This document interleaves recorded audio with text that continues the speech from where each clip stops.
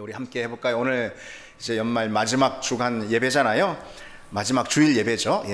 우리 같이 이렇게 한번 고백해 봅시다. 하나님, 지난 한 해 감사했습니다. 우리 같이 고백합시다. 하나님, 지난 한 해 감사했습니다. 지난 한 해 감사했습니다. 지난 한 해 인도해 주시고 또 공급해 주시고 우리를 이 자리에 서게 하신 주님, 주님께 감사하는 마음 우리가 갖지 않을 수 없죠. 이 빅터 플랭클이라는 유대인 심리학자인데 이 사람의 글을 제가 종종 인용하곤 했습니다. 이렇게 말한 바 있습니다. 사람들은 생존을 위한 투쟁을 마치고 난 뒤에야 비로소 무엇을 위한 생존의 투쟁이었는지 생각하게 된다 그랬습니다. 참 의미심장한 말입니다. 우리는 때로 그저 정신없이 우리 인생의 자리에서 바삐 분주히 달려갑니다.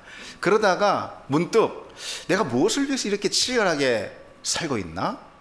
이렇게 문득 돌아본다라는 거죠. 특별히 요즘 같은 연말이면 더 그렇죠. 올 한 해 내가 뭘 위해서 이렇게 열심히 살았는가? 올 한 해 내가 뭐 때문에 직장에서 가정에서 또 아이들 돌보면서 이렇게 정신없이 살아왔나? 그런 생각을 문득 하게 됩니다. 지난 한 해 여러분 참 바쁘게 사셨고 올 한 해죠. 분주히 살았고 또 열심히 살았잖아요. 근데 중요한 것은 우리가 이제 무엇을 위해서 살았는가 이걸 돌아볼 줄 알아야 하는 거죠. 항상 점검해야 하는 거죠. 하나님께서 우리 삶에서 보시는 것, 주목해 보시는 것이 뭐겠습니까? 얼마나 우리가 바삐 살았는가, 얼마나 우리가 열심히 살았는가, 열심히 살았는가. 하나님 그걸 보시겠습니까? 아니면 우리가 얼마나 성공했는가, 얼마나 행복했는가, 얼마나 많이 이루었는가. 하나님 그걸 주목해 보시는 분이 아니죠. 세상은 중요하게 여길지 모르지만 하나님은 다른 걸 주목해 보신다. 그러니까 하나님께서 주목해 보시는 것이 뭘까요? 그것을 이 마지막 주일, 올 2019년도 마지막 주일 예배 때 우리는 이런 질문으로 좀 바꿔서 우리 질문해 보기를 원합니다. 하나님께서 주목해 보시는 거, 이런 질문으로요. 우리가 한 해 동안 얼마나 많이 남겼나? 우리 같이 해볼까요? 한 해 동안 얼마나 많이 남겼나? 마태복음 25장의 달란트 비유 여러분 잘 아시죠? 우리는 주님 주신 여러 자원들, 인생의 자원들을 사용해서 주님이 기뻐하시는 것들을 남기는 그런 인생을 살아야 한다는 거죠. 주님 주신 은사만큼 또 은혜만큼 그것이 물질이면 물질로, 그것이 직분이면 직분 안에서, 건강이면 육신의 열심으로, 남편의 역할이면 남편으로서, 아내의 역할이면 아내로서, 어쨌든 그 여러 은혜들로 다 하나님이 채워주셨습니다. 그런 채워주신 은혜, 우리 인생의 자원들을 가지고 우리가 우리 삶의 자리에서 무엇을 남기고 있는가, 그게 바로 우리 질문이 돼야 할 것입니다. 한 해를 마무리하는 지금 더더욱 그렇죠. 주님께서 우리에게 관심 있으신 것, 그것은 우리가 한 해 동안 주님께서 내게 맡겨주신 것들, 그 달란트들을 가지고 주님이 기뻐하시는 무엇인가를 얼마나 남겼는가. 우리가 이 질문을 해야 할 겁니다. 교회 직분도 마찬가지입니다. 우리가 한 해 동안 집사로 임명받고 또 여러 직분들, 하나님 주신 그 직분들을 받았습니다. 예를 들어 집사라면 여러분 집사님들은 무엇을 남기셨습니까? 그 직함만 갖고 있진 않았는가? 하나님께서 이 집사라는 것은 영광스러운 직분이죠. 영광스러운 직분을 주실 때 그에 걸맞는 그런 기대를 하나님이 우리에게 하신 거죠. 우리 수고를 통해서 이 집사라는 직분을 감당하는 걸 통해서 하나님 나라와 교회 또 복음을 그만큼 하나님 기대하시는 만큼 세워왔는가? 그게 바로 남기는 거 아니겠습니까? 올 한 해 그래서 우리가 이 한 해를 맞추면서 우리가 얼마나 많이 남겼나, 이 질문을 해야 합니다.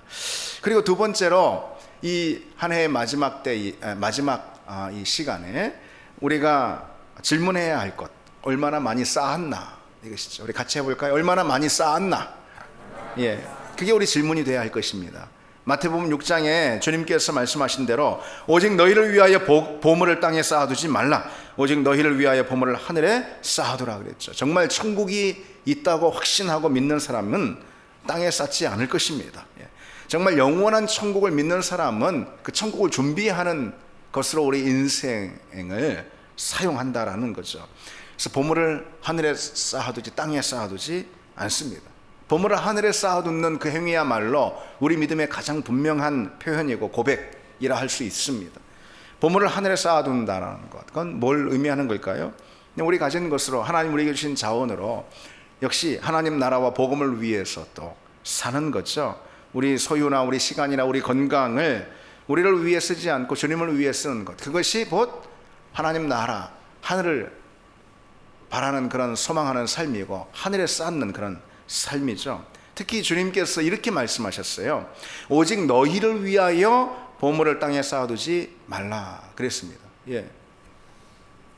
그래서 보물을 하늘에 쌓아두는 것, 이것은 우리를 위해 쌓아두는 것입니다. 그것은 우리를 위해서 땅에 쌓아두는 것은 실은 우리를 위해서 거둘 수가 없는 일이 되는 거죠. 우리를 위해서 진정 쌓는 것은 하늘에 쌓는 것이, 그것이야말로 우리를 위한 행위가 될 수 있습니다. 마지막으로 한 해 이 마지막 주일인 우리 이 예배를 드리면서 우리의 질문이 뭐가 돼야 할까? 그것은 이것입니다. 한 해 동안 우리가 얼마나 자랐나? 우리 같이 해볼까요? 얼마나 자랐는가? 바로 그것이 우리 중요한 질문이 돼야 합니다. 얼마나 자랐는가? 요즘도 방 한켠에다가 아이들 키를 재는 그런 부모가 있는지 모르겠습니다. 그렇다면은, 그렇게 방 한켠에다가 자녀들 그 키를 재는 그런 부모가 있다면은 바로 오늘이야말로 그 키를 재는 날일 것이죠. 그렇지 않겠습니까? 한 해의 마지막이니까. 몇 달 만에 지난번 키 잰 곳에 다시 아이를 이렇게 세울 때 부모는 굉장히 긴장이 되고 들뜬 그런 마음이 들기까지 합니다. 얼마나 자랐을까? 또 우리 주님도 마찬가지죠. 부모의 기쁨은 자녀가 얼마나 자랐는가 보는 기쁨 아니겠습니까? 하나님의 기쁨도 마찬가지입니다. 자녀인 우리의 신앙이 얼마나 자랐는가, 그것이 하나님의 기쁨이죠. 그래서 주님은 우리 성장을 기대하시면서 올 한 해도 주님의 사랑과 은혜로 풍성히 채워주셨습니다. 주님께서 우리에게 주신 모든 환경과 선물들은 이런 주님의 기대와 목적이 있어서 그런 거예요. 바로 우리를 자라게, 성장하게 하시려는 목적이 있습니다. 부모가 자녀에게도 마찬가지잖아요. 그것이 그저 그냥 몸의 키가 자라는 것뿐 아니라 또 지식이 자라게 하는 것도 그렇고, 학교 보내는 게 다 그렇잖아요. 자녀를 위해서 부모가 제공하는 모든 환경과 모든 선물, 모든 노력, 이건 무엇을 목적으로 하는 것일까요? 그것이 몸의 키가 자라는 것은 또 어떤 것은 바로 자라는 것입니다. 자녀가 자라는 것이죠. 자녀가 성장하도록 하는 것이죠. 그것을 목적으로 부모는 모든 노력을 동원해서 자녀에게 그에 걸맞는, 그에 맞는 환경들을 제공해 줍니다. 우리 주님 역시 마찬가지입니다. 올 한 해 365일이라는 이 시간을 주시고 그 시간 안에서 우리에게 허락하신 모든 환경들 있죠. 또는 모든 선물들 있습니다.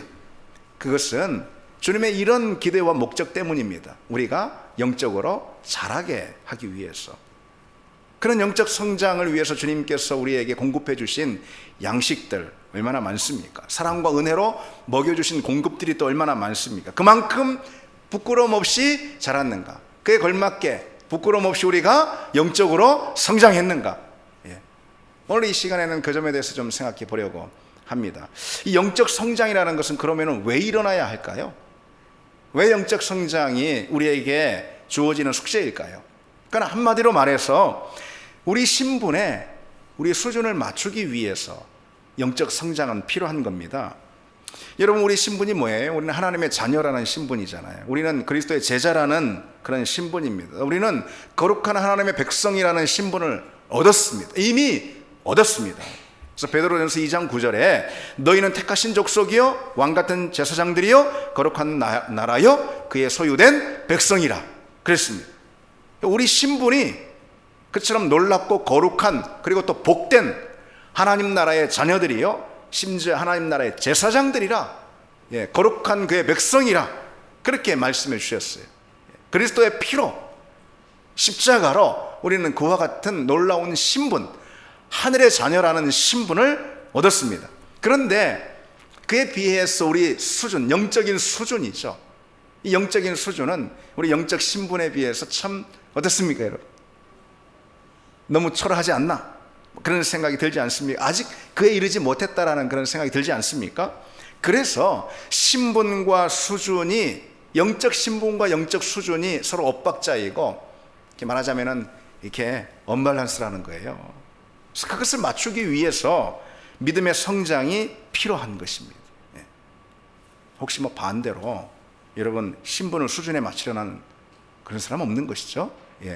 우리의 신분을 수준에 맞추려는 그런 사람 없을 것입니다. 우리 수준을 신분에 맞춰야 하죠. 그래서 하나님은 반드시 우리를 그와 같은 영적 성장, 우리에게 그런 영적 성장을 허락해 주심으로 우리의 영적인 수준을 영적인 신분에 맞춰 갈 수 있도록 그렇게 우리 가운데 은혜를 주시고 우리를 인도해 주시는 줄 믿습니다. 그래서 기억해야 할 것은 우리가 그처럼 영적으로 자라도록, 영적 성장이 우리 가운데 일어나도록 하나님께서 주시는 여러 환경들이 있다라는 거예요. 이게 중요합니다.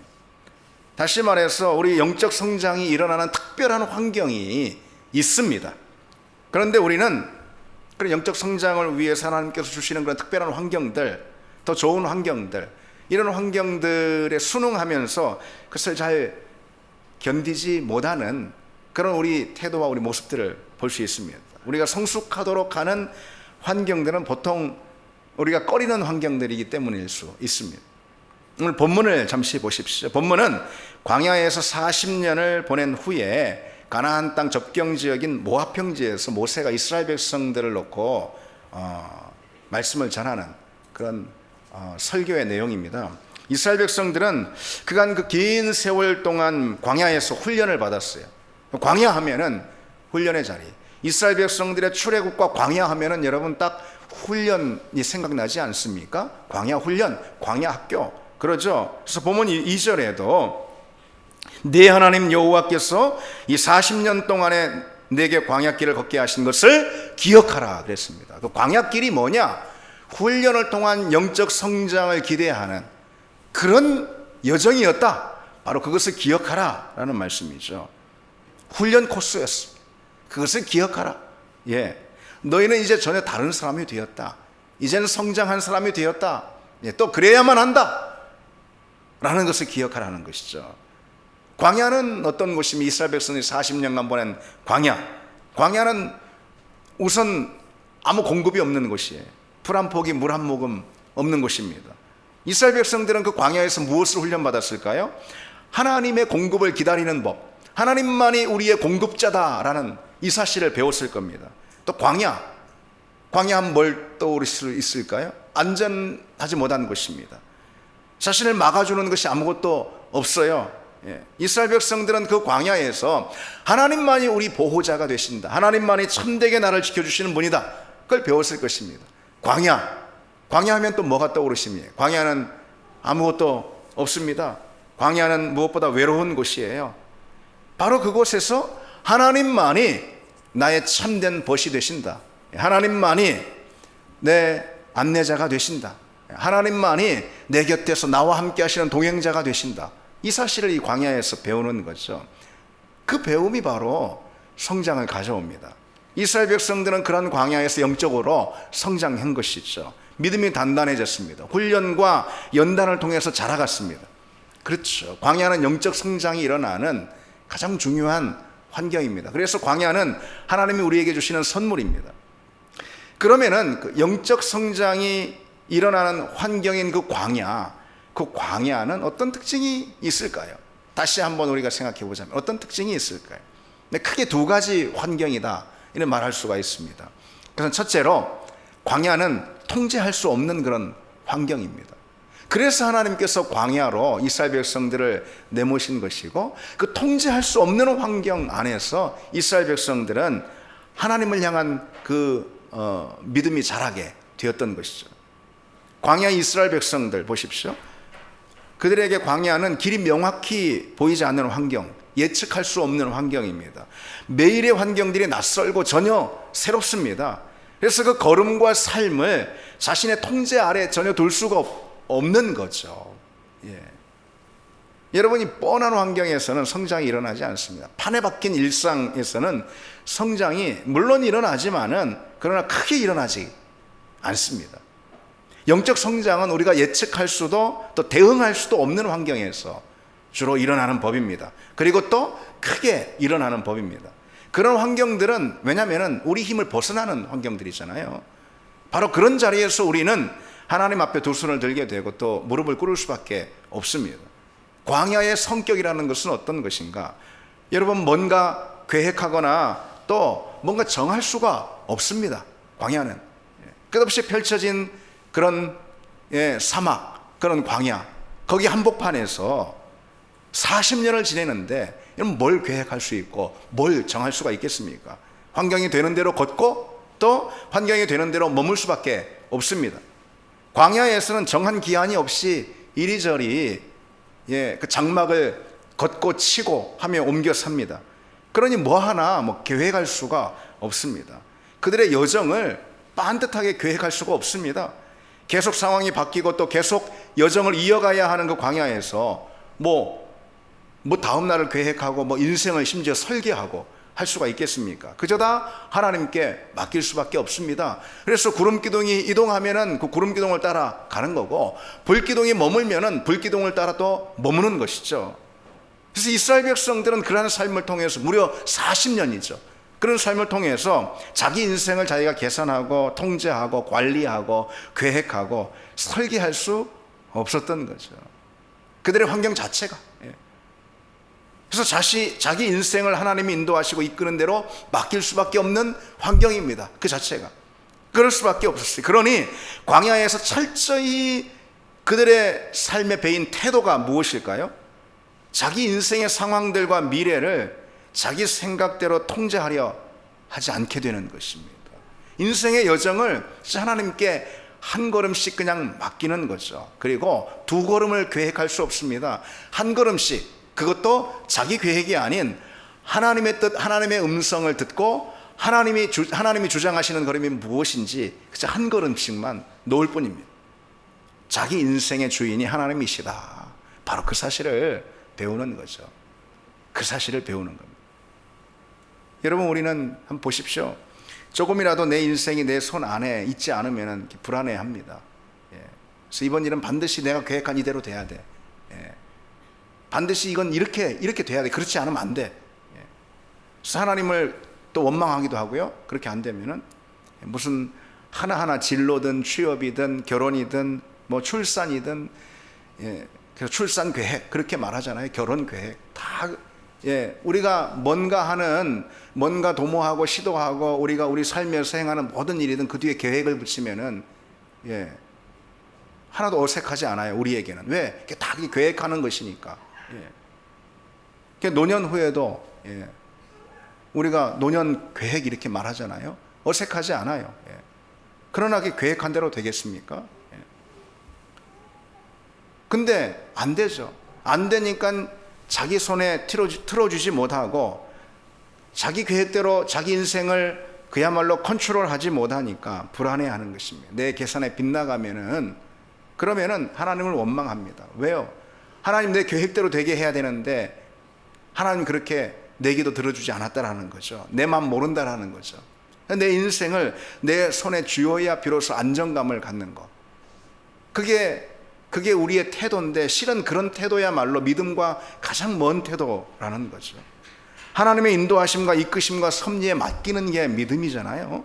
그래서 하나님은 우리 인생을 자꾸 내 계획에서 벗어나게 하시는 분입니다. 오히려 계산이 빗나가게 만드시고, 그래서 내가 내 인생을 내 손에 쥐고 좌지우지 못하게 하신 믿음의 사람일수록 더 그렇다는 거예요.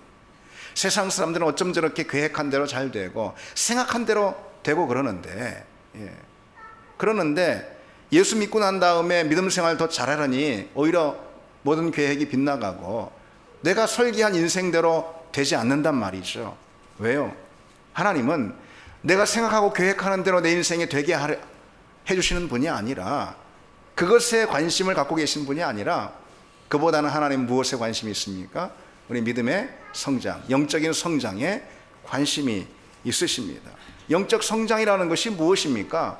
내가 내 삶을 주관하는 그런 내 자신의 그런 자기 뜻을, 자기 고집을 꺾고 하나님께 내 인생을 맡기고 하나님을 주인으로 모셔드리는 것, 그게 바로 믿음의 성장 가장 대표적인 내용 아니겠습니까? 그래서 하나님은 그런 믿음의 성장, 우리 영적 성장에 관심을 갖고 계시기에 때로 우리 삶이 내 통제 아래 있게 하지 않는다라는 것입니다. 아브라함을 보십시오. 창세기 12장 아브라함 부르는 장면을 보면 너는 너의 고향 친척 아비집을 떠나 내가 내게 보여줄 땅으로 가라. 고향 친척 아비집, 본토 친척 아비집. 뭘 의미하는 걸까요? 자기 삶의 자리가 명확하게 딱 이렇게 바운더리로 정해져 있습니다. 언제 뭘 해야 되고 또 어떻게 하면은 또 이렇게 또 잘 되고 뭐 대략 예측이 가능한 그런 삶의 자리, 이게 바로 본토 친척 아비집입니다. 그래서 미래를 계획할 수 있는 곳이고 무엇이든 자기 힘으로 도모할 수 있는 그런 자리, 이게 바로 본토 친척 아비집입니다. 근데 아브라함의 믿음이 시작되기 위해서는 바로 그 자리부터 떠나야 했던 거죠. 그래서 본토 친척 아비집을 떠나 내가 네게 보여줄 땅으로 가라, 그런 것입니다. 내가 네게 보여줄 땅, 그것은 아브라함이 뭔가 한정하거나 아브라함이 뭔가 정할 수 없는 그런 곳입니다. 그래서 오로지 하나님의 손길만 바라볼 수밖에 없는 그런 자리, 믿음의 성장은 바로 거기서 일어나는 것이기 때문에 하나님은 아브라함에게 정처가 없고 어떤 길로 가야 할지 모르는 그런 환경 가운데 인도해 주셨습니다. 아무것도 손에 잡히지 않는 환경으로 하나님이 일부러 인도하셨다는, 무엇도 내가 계획할 수 없는 그런 삶의 자리로 아브라함을 이끌어 주셨다는 거죠. 바로 그 자리에서 믿음이 일어나기 때문입니다. 모든 것이 다 계산이 되고 통제 아래 있는 환경에서 믿음이 자라지 않습니다. 그런 환경에서 믿음 자체가 필요 없습니다. 뭐로 하나님을 믿을 필요가 있겠습니까? 믿음이라는 것은 내 손으로 관리할 수 없는 그런 환경, 내 힘으로 아무것도 행할 수 없는 그런 상황, 내 계획이 종종 수포로 돌아가는 그런 환경에서만 자랄 수가 있습니다. 믿음은 곧 하나님만 전적으로 의지하는 태도이기 때문이죠. 그래서 아브라함을 믿음의 사람으로 만들기 위해서는 바로 그런 환경으로 아브라함을 먼저 내몰으셔야 했습니다. 올 한 해 여러분 돌아보십시오. 아브라함뿐 아니라 다 마찬가지입니다. 이삭도 야곱도 요셉도. 여러분 요셉 보십시오. 요셉은 어린 시절부터 종으로 노예로 이방 나라 팔려가면서 자기 인생을 자기 힘으로는 어쩔 수 없는 그런 자리 가운데 늘 놓였습니다. 그래서 자기 의지와 상관없이 자기 인생이 떠밀려가는 그런 인생을 살게 됐습니다. 그런 환경에서 요셉은 뭘 가질 수밖에 없을까? 하나님만 믿을 수밖에 없었던 거죠. 그러니 하나님을 향한 신뢰와 믿음이 요셉에게 가져질 수 있었던 겁니다. 그저 막내 아들로 아빠 밑에서 그럼 하나님을 향한 믿음이 어디 생기겠습니까? 올 한 해 여러분 생각해 보십시오. 올 한 해 우리 삶의 자리 가운데서 영적 성장을 가져오는 환경이라는 거, 하나님이 우리에게 주신 환경은 통제할 수 없는 그런 환경들입니다. 그런 환경을 주신 하나님께 우리는 감사해야 합니다. 그래서 올 한 해 내 계획이 깨지고 내가 설계한 무엇이 수포로 돌아가고 내 뜻과 내 고집이 꺾이고 했던 올 한 해 삶의 자리가 있다면은 그건 감사해야 할 올 한 해 기도의 제목입니다. 고백의 내용입니다. 그래서 우리 이렇게 기도해야 하면, 주님 내게 통제할 수 없는 그런 환경들 주심으로 인해, 그런 광야를 주심으로 인해 감사합니다. 그것으로 성장하게 하시니 감사합니다. 이 기도가 우리에게 있어야 합니다. 둘째로 영적 성장을 가져오는 이 광야의 환경이라는 건 어떤 건가? 그것은 인내가 요구되는 환경입니다. 다시 말해서 열악한 환경이 열악한 환경. 광야는 열악합니다. 살기에 혹독한 환경입니다. 광야가 이스라엘 백성들의 그 영적 성장을 촉진시킨 이유가 바로 거기에 있습니다. 열악하고 혹독한 환경. 여러분 나무도 그렇잖아요. 나무는 바람이 막 거센 환경에서 뿌리를 깊이 내릴 수밖에 없습니다. 꺾이지 않으려면, 뽑히지 않으려면 뿌리를 깊이 내릴 수밖에 없어요. 근데 뿌리를 깊이 내린 나무가 수분 양분을 섭취해서 결국은 더 단단하고 그리고 높게 크게 자라는 거잖아요. 거센 환경에 있는 나무가 더 든든하고 크게 자라는 법 다 알고 있죠. 이 열악한 환경은 인내를 요구합니다. 인내는 연단을 낳고, 그리고 연단은 영적인 성숙을 가져옵니다. 잘 견딜 때 성숙한다는 거죠. 어느 자리에서 견디게 될까요? 열악한 자리에서 견디게 되는 거죠. 그래서 열악한 환경은 우리에게 성장을 가져다주는 선물입니다. 제가 신문에서 이전에 경단녀 박사라는 그 내용의 그 기사를 읽었습니다. 경단녀가 뭔가 했더니 경력단절 여자입니다. 경력단절 여성. 박은정 교수에 관한 그런 기사인데요. 이 박은정 교수는 그 경력 단절, 경단녀 박은정 이런 내용입니다. 이 박은정 교수는 과학계에서 그 HCR이 되었다라는 거예요. HCR은 뭐냐? 그 논문 피인용수에서 세계 상위 1%에 그 드는 그 논문을 쓴 그런 연구자를 말합니다. 이 박은정 교수는 나노물질의 독성 분야에서 HCR에 무려 3년 연속 2016년부터 쭉 오른 거예요. 그 이름이. 그런데 이 박은정 교수는 명문대 출신도 아니고 뭐 해외 유학파도 아니고 그렇습니다. 그래서 무급 연구 강사 신분의 경력 단절 여성입니다. 말이 강사지 해당 그 대학 교수의 실험실 교퉁이를 빌려 쓰는 새빵살이를 했습니다. 그것도 실험 재료비 같은 경우는 자기가 다 부담하면서 그렇게 모교가 동덕여대인 거예요. 거기서 공부를 시작했고 결국은 어찌어찌 애를 써서 박사 학위를 받았는데 그게 40이 훌쩍 넘어서 받았습니다. 근데 그 사이에 그러니까 공부를 쭉 이어갈 수밖에 없었던 것은 뭐 경력도 단절이지만 공부도 단절인 거예요. 어쨌든 공부를 쭉 이어갈 수 없었던 것은 가난했고, 그래서 취업을 했습니다. 그 사이에 또 결혼을 또 해야죠. 또 아이를 낳죠. 취업해서 일하고 또 결혼해서 아이나 육아로 시간을 많이 허비하고, 허비했다라는 표현이 좀 그런데 양가 부모님이 또 질병에 그냥 병원에 입원하니까 그래서 그 양가 부모님 병수발을 또 오랫동안 들고요. 그런 일들이 이제 쭉 지났습니다. 그래서 박사 학위를 그래도 그 가운데 어찌어찌 마쳤습니다. 그래 나이가 훌쩍 넘어서 그래서 불러주는 곳이 없어요. 학위를 다 마쳐도. 그래서 이곳저곳 비정규직 연구자 신세에 전전했습니다. 그런 그가 그 가운데도 그 열악하고 정말 혹독한 그 가운데도 연구 생활이 하면서 피나는 노력으로 HCR에 3년이나 연속으로 올랐다는 겁니다. 세계 1% 되는 그 분야에서 그런 학자인 거죠. 그래서 기자 인터뷰에 이분이 뭐 무슨 뭐 서울대 교수나 아니면은 카이스트 교수나 뭐 이런 것도 아니고요.